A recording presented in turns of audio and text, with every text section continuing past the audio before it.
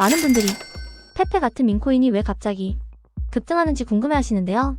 단순히 재미 요소 때문만이 아니라 커뮤니티가 만들어내는 유행과 스토리가 가격에 크게 영향을 미치기 때문입니다. 그런데 페페토는 이런 흐름을 그대로 따라가는 데서 끝나지 않고 민코인의 외형을 쓰면서도 안쪽에는 실제로 사용할 수 있는 기능을 넣어보겠다는 목표를 내세우며 다른 방식으로 주목받고 있습니다. 그래서 초보자분들도 이 프로젝트를 이해해두면 민코인 흐름을 볼 때 도움이 됩니다. 먼저 페페토는 자신을 유틸리티 프로젝트라고 소개합니다. 기존의 민코인이 커뮤니티 분위기에 따라 오르내리던 것과 달리 페페토는 거래소와 브리지, 스테이킹 시스템처럼 실제로 쓸 수 있는 기능을 제공하면서 오래 살아남을 수 있는 구조를 만들겠다는 방향을 강조하고 있습니다. 즉, 재미와 실사용성을 동시에 잡겠다는 전략입니다. 가장 눈에 띄는 기능은 페페토 스왑이라는 탈중앙 거래소입니다.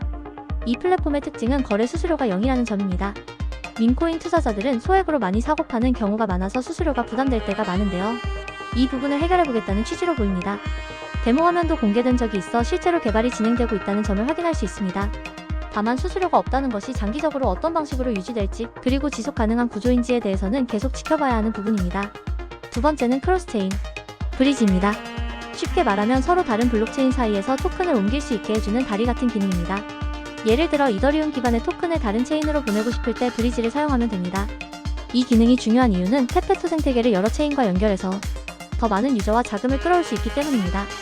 다만 브리지는 과거 해킹 사례가 많았던 분야라서 구형 과정에서 얼마나 안정적으로 보안을 유지할 수 있는지가 핵심 포인트입니다. 세 번째는 스테이킹 보상입니다. 초기 단계에서는 연 수백 %에 달하는 높은 이자율이 제시되면서 많은 관심을 끌었습니다. 이런 보상 구조는 토큰을 산 사람들이 바로 매도하지 않고 오래 보유하도록 유도하는 효과가 있습니다. 다만 초보자 입장에서는 이런 고수익이 어디서 나오는지, 보상 지급 방식이 지속 가능한지 꼭 함께 생각해야 합니다. 높은 보상은 그만큼 위험도 따라오기 때문입니다. 토크노미스를 보시면 전체 발행량은 약 420조개로 설정되어 있습니다. 이 숫자는 일부 유명 민코인과 상징적으로 맞춰져 있는 구조입니다.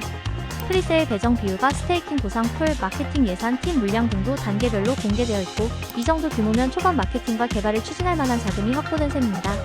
현재는 탈중앙 거래소를 중심으로 시세가 형성되고 있고 프리세일 가격보다는 높은 구간에서 거래된 기록도 있습니다.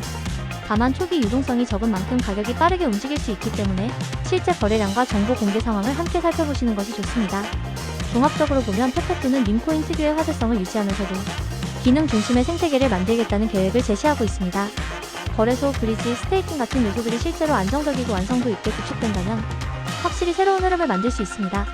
하지만 약속된 기능들이 언제 얼마나 완성도 있게 나오느냐, 그리고 높은 보상으로 풀린 물량이 시장에 어떤 영향을 줄지 등 여러 변수가 있는 만큼 장단점을 균형 있게 살펴보는 것이 필요합니다. 결국 중요한 건 기대와 리스크를 모두 인지하고 스스로 판단하는 것입니다.